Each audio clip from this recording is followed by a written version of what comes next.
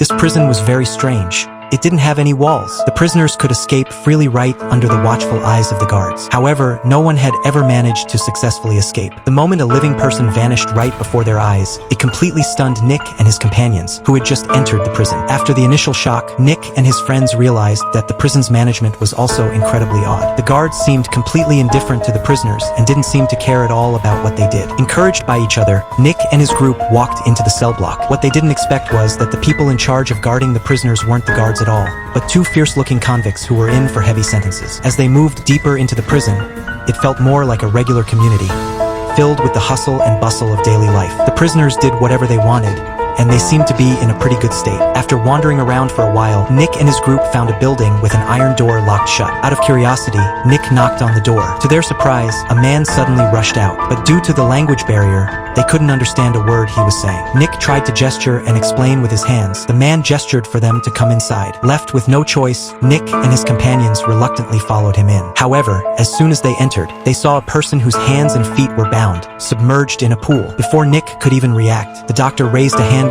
and pressed it directly to his forehead,